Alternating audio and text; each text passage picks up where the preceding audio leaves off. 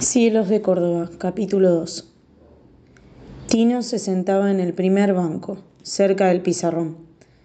En la silla del lado, una nena gorda y callada, y detrás a las chicas más lindas del curso. La señorita Judith explicaba en el pizarrón cómo resolver los ejercicios combinados cuando Tino oyó al fondo del aula un murmullo que crecía y se ocultaba. Giró la cabeza sin levantarse de su silla.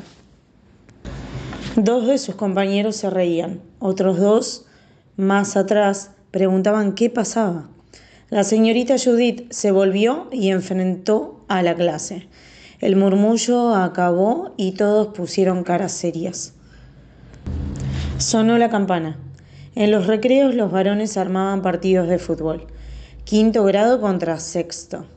No importaba el número de jugadores ni la diferencia entre equipos. El patio se llenaba de gaudal. Lo importante era evitar que la pelota saltara más allá de los tapiales y cayera en el jardín de algún vecino, porque no la podían recuperar hasta después de la hora de salida. Tino no jugaba y se sentó en el suelo, cerca del arco, a mirar el partido. Los comentarios aparecieron de nuevo en la clase de plástica, mientras las chicas del curso aprendían a tejer y otros chicos serruchaban y armaban muñecos de madera. Tino vio 5 o 6 de sus compañeros sentarse en el fondo. Uno de ellos, que se llamaba Andrés, se levantó con una hoja y pasó por cada uno de los bancos de varones. Dejó a Tino para el final. Cuando le tocó el turno, Andrés le puso delante una hoja de carpeta con los 3 agujeros rasgados. En la hoja había una lista con los nombres de todos los chicos del curso, sin los apellidos. Al lado, 3 rayas torcidas, trazadas a lápiz, formaban 2 columnas. Tino era el último de la lista. Todos los casilleros estaban llenos, menos los suyos. Tino recorrió con la vista las columnas. En la primera, la mayoría había escrito sí. En la segunda, había algunos sí y otros no. En las partes casi iguales. ¿Y vos qué?, preguntó Andrés. ¿Yo qué? Dejá, no entendés nada, contestó Andrés. Le sacó la hoja de entre las manos y volvió al fondo del curso. Tino se quedó quieto en su banco, con los cubos de madera astillada frente a él. Desde allí oyó cómo los otros se reían. Intentó apilar sus trozos de madera para que tomaran una forma humana. Cuando volvió a darse vuelta, sus compañeros parecían haberse olvidado de que existía. Un rato después, Omar se paró delante de su banco y le tendió la hoja con las columnas de los sí y los no. Omar era el más alto del grado, el más fuerte y el más grande. Omar sabía todo y ganaba todas las peleas. Y estaba ahora parado delante de Tino, con los brazos en la cintura. «Faltás vos», dijo. «¿El Andrés no te preguntó?» Sus compañeros los miraban desde el fondo del curso. Varios se reían. «Sí, pero no sé qué es. No sé qué preguntan», dijo Tino. «¿No le explicaste, boludo?», gritó Omar. Andrés soltó una carcajada. Omar buscó una silla y se sentó al lado de Tino. «Estamos haciendo una encuesta», dijo. «La primera columna es para poner si te haces la paja o no. La segunda para saber si volcás». Tino lo miró. «¿Sabes lo que es hacerse la paja?», le preguntó Omar. Tino asintió. «¿Y te la haces?», preguntó Omar.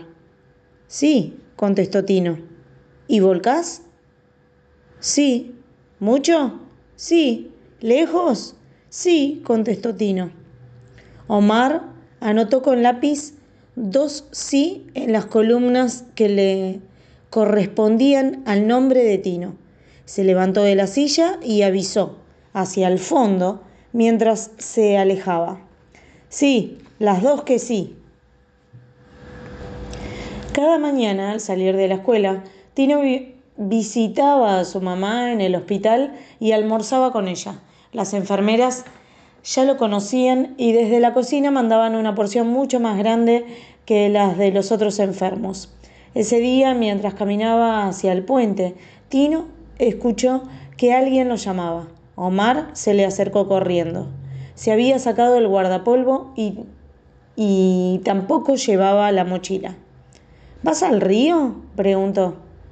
Tino negó con la cabeza y no se detuvo. Omar se puso a caminar junto a él con las manos en los bolsillos. Pensé que ibas al río. Hace calor, dijo. Voy al hospital, contestó Tino. ¿Estás enfermo? Tino no contestó. Siguieron en silencio hasta casi llegar al puente. Omar tenía puesta la malla.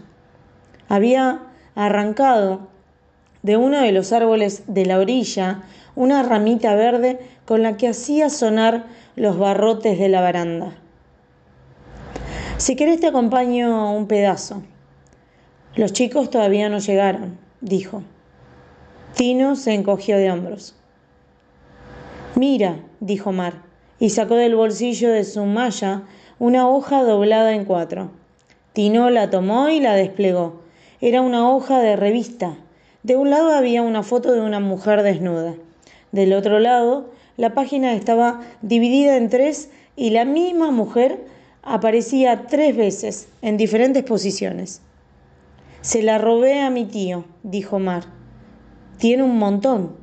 Si querés otro día te muestro. Tino dobló de nuevo la hoja y se la devolvió. ¿Te gustó?, preguntó Omar. Sí, dijo Tino. ¿Viste qué buenas tetas?, dijo Omar. Sí, dijo Tino.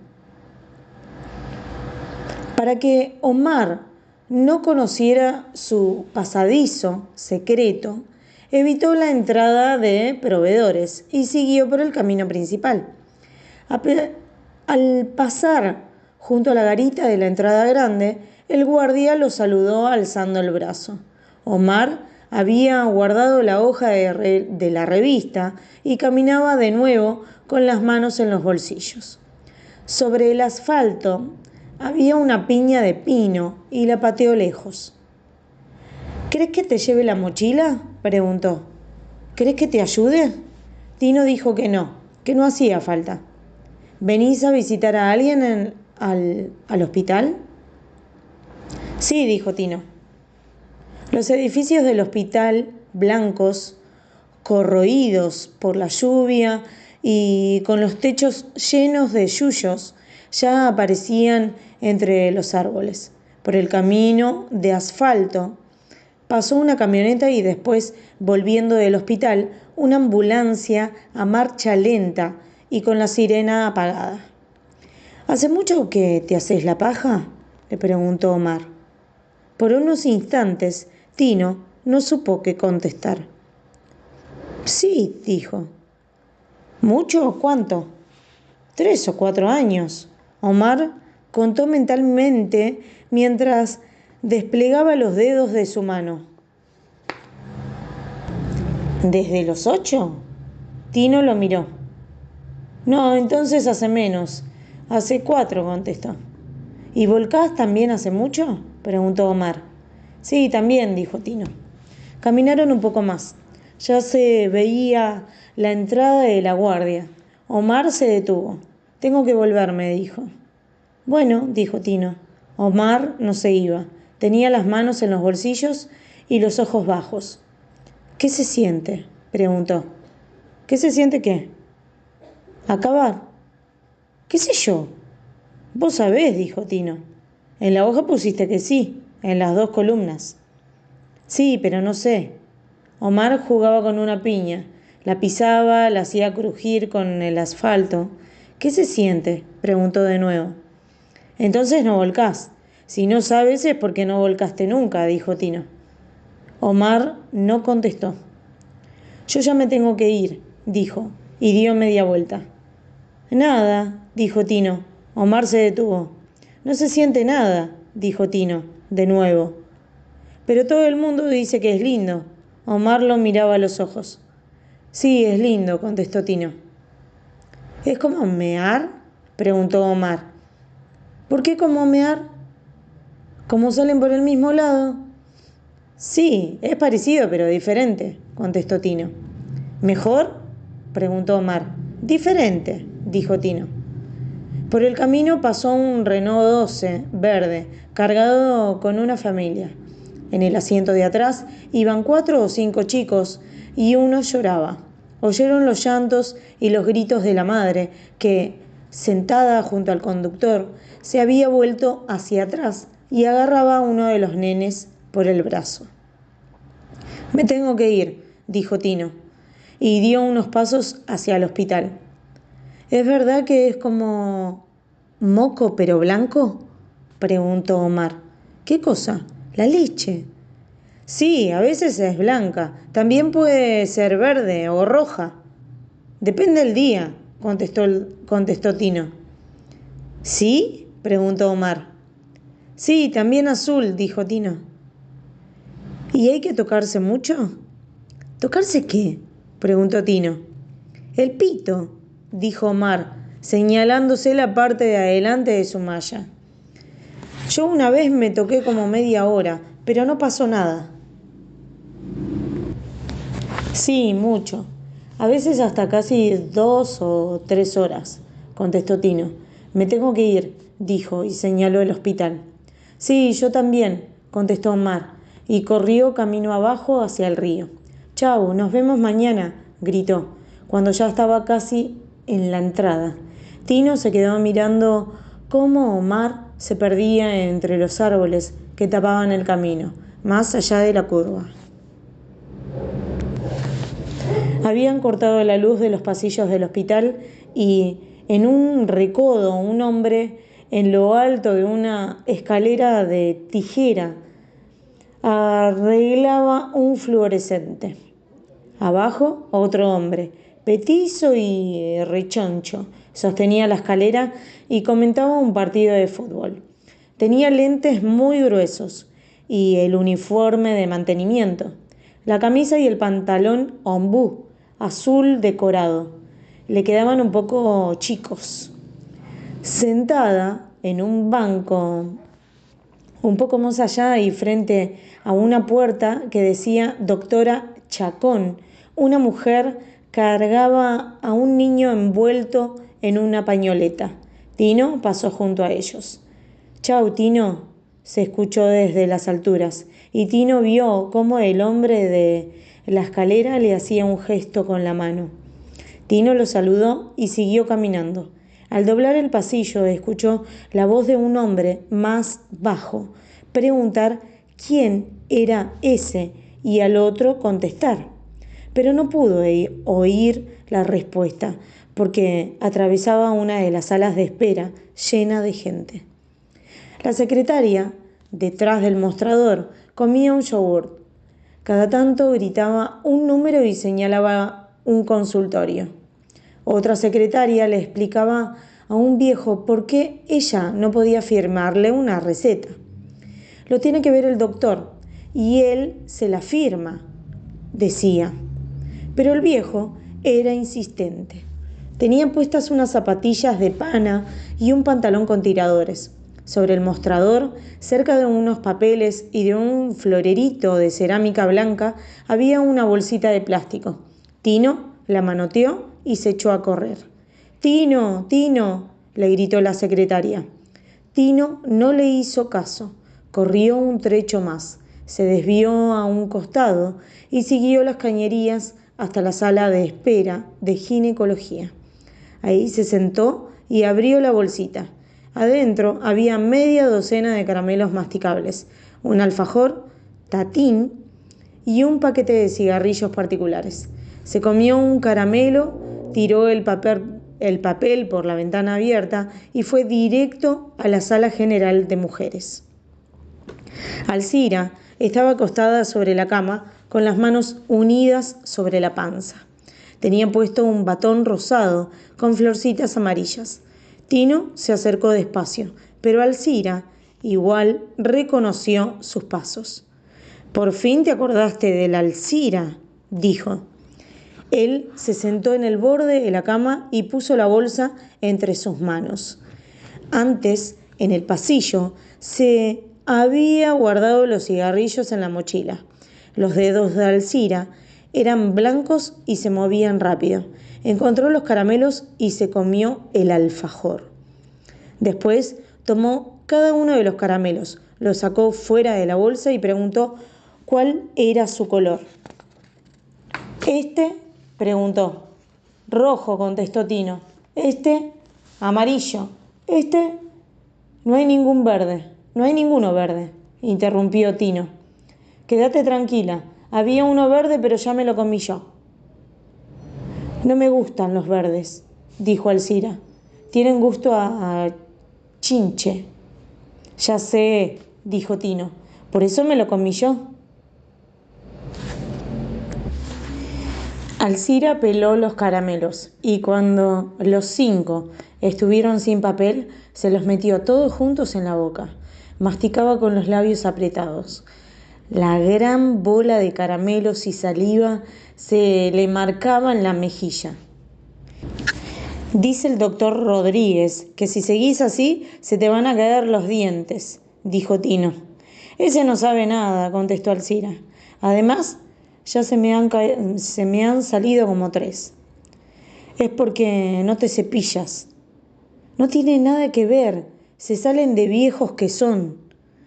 «No me cepillo porque el dentrífico tiene gusto feo y además porque no me hace falta. Nunca tengo mal aliento». «Mentirosa», dijo Tino. «¿Cuándo me oliste la boca vos, mocoso?», dijo Alcira. «Sabrás vos lo que es el mal aliento». La Miriam, la enfermera de la noche, eso sí que tiene. Como si estuviera podrida por dentro, la pobre. «¿Qué pasó con Alfredo de Ilena? ¿Volvió?», preguntó Tino. «No, para mí que está enfermo». «Muerto no se debe haber muerto, porque si no, algo habrían dicho en la radio». «¿Vos no averiguaste en el pueblo? ¿En la televisión no dijeron nada?» «Nada. Y ya te dije que no lo van a decir. Alfredo de Ilena no lo conoce nadie. Si yo pudiera, llamaría a la radio Río Cuarto, para preguntar nomás. El locutor de ahora no me gusta», dijo Alcira. «¿Y por qué no lo llamás?» «¿Cómo voy a llamar? ¿No viste que soy ciega?» «¿Eso qué tiene? Yo te ayudo». «Pero si nunca en mi vida usé un teléfono». «Yo te marco el número. ¿Cuál es el problema? Después hablas vos». Hablar bien, ¿sabes?» «¿Contestará él?», dijo Alcira. «Te va a contestar una telefonista y le preguntás a ella. Vos esta noche encargate de escuchar bien el número de teléfono. Seguro que en el programa lo dicen. Mañana yo te ayudo», dijo Tino y se levantó. Alcira no respondió. Entre las manos tenía la bolsita de plástico vacía. Después de visitar a su mamá, Tino pasó de nuevo por la sala de espera al costado del hall. Dejó sobre el mostrador el paquete de particulares intacto y salió corriendo. «Hacete el vivo nomás», le gritó la secretaria. «Ya te voy a agarrar yo a vos. Si me volvés a robar las golosinas, te denuncio». Tino no la escuchó, ya corría por el parque, buscando el camino de los proveedores. Se sentó en una piedra alta, a la sombra, y se quedó un rato largo mirando el río. Cuando se cansó, en lugar de seguir por la orilla, caminó por el borde de la ruta. Los autos pasaban junto a él a toda velocidad. Atardecía y los faros iluminaban la banquina. Al llegar a la curva, vio que el cartel de neón estaba apagado y apuró el paso. En el museo no había luz y solo en el comedor se veía un foquito encendido. Sentado en la mesa, su papá hurgaba con una pila de boletas y facturas mientras hablaba por teléfono. Gesticulaba y alzaba los brazos. Tino fue directo a la cocina. Sacó de la heladera una botella de agua fría y se sirvió en un vaso. Escuchó la conversación. No, te juro que no es así. La cuestión es por unos meses, decía su papá. Tino supo que estaba hablando con su abuelo y que le pedía plata. Esta temporada va a ser mucho mejor y en marzo te devuelvo todo, dijo su papá con el tubo de teléfono muy cerca a la boca. Gracias, muchas gracias. Sí, María Elena sigue igual, no hay novedades. Tino prendió la tele sin volumen y se tiró en el sillón. Daban el informativo y su papá seguía hablando por teléfono, ahora con alguien del instituto o del grupo de estudios extraterrestres. Tino, de a ratos, escuchaba la conversación mientras hojeaba un libro que había sobre la mesita, al frente del sillón. Era el manual de un curso por correo.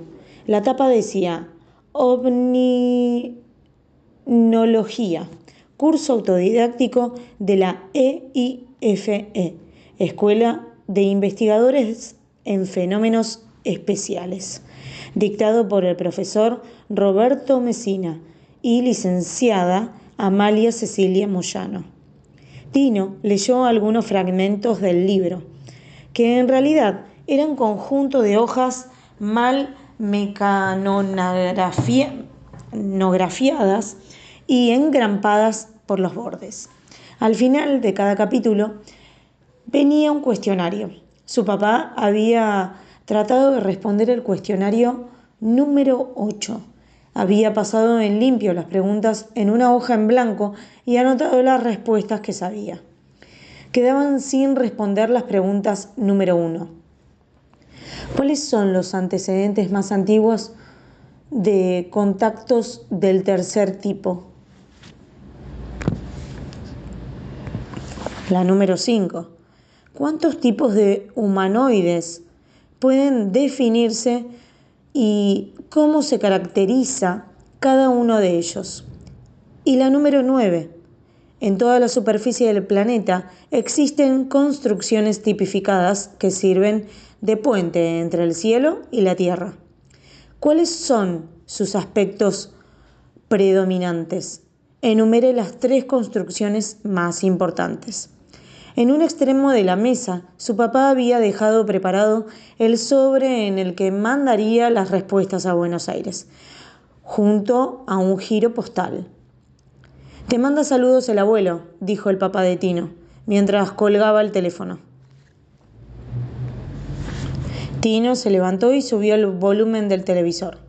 Pasaban una nota sobre un alud de tierra en algún lugar del mundo. La gente corría y una mujer con la cabeza envuelta en una tela negra hacía gestos a la cámara y gritaba en un lenguaje incomprensible. Por encima, un locutor con acento español comentaba las imágenes. El papá de Tino juntó los papeles que estaban sobre la mesa y los puso, desordenados, en una carpeta. Dejó la carpeta sobre el sillón y fue a la cocina. Tino lo escuchó abrir y cerrar la heladera y después hacer ruido con las ollas. Sacó las asaderas del horno, también los moldes y el tostador que había dentro. El tostador o alguno de los moldes se cayó al piso y el papá de Tino lanzó un insulto. En el noticiero mostraron un zapallo gigante y entrevistaron a la viejita que lo había cultivado. La mujer era muy pobre. Creció así, solo, decía. Y yo no sé qué voy a hacer con una cosa tan grande, si ni moverlo puedo. Al final de la nota, el camarógrafo había obligado a la viejita a pararse junto al enorme zapallo anaranjado y saludar a la cámara. El zapallo le llegaba casi a la altura del hombro. La reputísima madre, gritó el papá de Tino. Estaba en medio de la cocina con el horno abierto y encendido. Dentro había un molde para tortas con sobras de fideos. Sobre la hornalla, una sartén con 2 huevos. Los huevos nadaban en un aceite demasiado frío. ¿Qué pasa?, preguntó Tino. No pasa nada, murmuró su papá. Me quemé, eso pasa. Se agarraba los dedos con un repasador. Abrió la canilla y puso la mano debajo del chorro de agua. Dejá, yo lo hago, dijo Tino, y corrió a su papá hacia un costado. ¿Cómo vas a prender el horno para recalentar los fideos? No se hace así. Mamá no lo hacía así, dijo. No me des órdenes, contestó el papá de Tino. Estaba furioso y seguía con la mano bajo el agua. Tino sacó la sartén del fuego y tiró el aceite y los 2 huevos crudos al tacho de la basura. ¿Qué haces? ¿Qué haces?, gritó su papá y lo empujó. Los huevos ya se escurrían sobre la basura del día. ¿Por qué los tirás?, dijo el papá de Tino. No sirven. Para freírlos, el aceite tiene que estar bien caliente. ¿Quién mierda te enseñó a vos a ser tan culo crespo?, gritó su papá. ¿Qué te crees? ¿Que yo tengo una máquina de hacer billetes? ¿Que a la plata la cagan los perros? Tino retrocedió hasta que su espalda topó contra la pared azulejada. Su papá se incorporó y trató de agarrarlo por los hombros, pero Tino se escabulló por debajo y salió corriendo. Dio una vuelta a la mesa del comedor. Su papá lo alcanzó y lo tomó por la nuca. Tino le tiró un codazo. Su papá lo soltó. Una lámpara que había detrás del sillón cayó al suelo e hizo ruido. El foco explotó. Tino saltó por la ventana abierta y huyó hacia el patio, a esconderse en uno de sus lugares secretos, tras una piedra que quedaba en la zona de las sombras, cerca de la réplica de Cicloflón Betas. Se refregó la nuca y se miró el brazo. Tenía un raspón, pero no le salía sangre. Se quedó un rato ahí. Podía escuchar a su papá en la casa y los ruidos de los autos que pasaban por la ruta. El cartel de neón que él mismo había prendido al llegar hacía un zumbido leve, pero constante. En los pinos cercanos, las palomas ya se habían acurrucado sobre las ramas más altas. Surearon temerosas. Tino se quedó muy quieto y las palomas volvieron a surear, esta vez para acomodarse. Una cambió de rama y enseguida retornó el silencio. Después de un rato, Tino se incorporó sobre la piedra. Su papá ordenaba la cocina. Lo veía a través de la ventana iluminada. Levantó la lámpara del living y caminó hasta la puerta de salida. Encendió los 2 faroles del patio y la luz que estaba sobre la puerta del museo, abajo, cerca de la entrada de la casa. La piedra de Tino seguía en la oscuridad. Su papá tenía la carpeta bajo el brazo, con la camisa desprendida y descalzo. Bajó por el sendero de arena hacia el museo. La piedra estaba a 5 o 6 metros del camino, pero igual Tino tensó las rodillas, listo para escapar. Cuando su papá llegó a la altura de la piedra, se detuvo. «Salí de ahí», dijo. «Te vas a llenar de rosetas». La voz se oía más tranquila. Tino se incorporó y se sacó las espinas que tenían clavadas en las rodillas. «¿Qué vamos a comer?», le preguntó a su papá, que entraba al museo. «Hacete algo vos, yo no tengo hambre», contestó el papá de Tino y abrió la puerta. Tino vio cómo se prendían las luces del museo y comenzó a subir hacia la casa. De pronto, detrás de sí, escuchó que su papá lo llamaba. «Vino a verte un compañero tuyo esta tarde». «Omar me parece que se llama», dijo. Tino se detuvo. «Debe haber sido por unos deberes que teníamos que hacer», contestó. El papá de Tino asintió y se perdió de nuevo en el museo. «No te acostés tarde», le dijo. Tino sacó una lata de duraznos al natural de la heladera. La abrió y se sirvió 4 mitades en un plato sopero. Guardó lo que quedaba y se sentó en el sillón a comer y mirar tele. Cuando terminó, tomó el jugo por el borde del plato. Subió el volumen del televisor, lo dejó encendido y se encerró en el baño. Puso el pasador, bajó la tapa del inodoro y se sentó sobre ella. Se desprendió los pantalones y se los sacó. Se miró el pito, agarró la piel de la punta, la estiró un poco hacia afuera y después hacia atrás. Apareció la cabeza rosada y el pito se endureció un poco. En la base de la cabeza se formaba un surco apenas profundo y ahí, entre la piel arrugada y la cabeza, encontró grumos de una pasta blancuzca. La tocó un poquito con los dedos y vio que se deshacía entre sus yemas. Se llevó los dedos a la nariz. Tenía feo olor. Tino se acarició el pito, que estaba un poco más duro que antes. La piel de la cabeza, al descubrirse, se había puesto tirante y le cambió el color. De rosa pasó a morado. Tino descubrió que podía hacer subir y bajar la piel que cubría la cabeza. En algún momento se interrumpió. Le pareció escuchar ruidos en la cocina. Prestó atención y se dio cuenta de que era solo el televisor. Por las dudas, abrió la canilla de la ducha y dejó correr el agua. El pito se le había ablandado y era chiquito de nuevo. Tino volvió a probar, tirando hacia atrás la piel varias veces. El pito volvió a endurecerse. Estuvo así un buen rato, pero no pasaba nada. Se aburrió. Se puso el calzoncillo, el pantalón y cerró la ducha. Salió del baño y se acostó en el sillón a mirar la tele. El pito seguía un poco duro, aunque menos que antes. La cabeza le dolía en la punta. En el corte comercial, Tino empujó hacia abajo el elástico de su pantalón y se miró la entrepierna.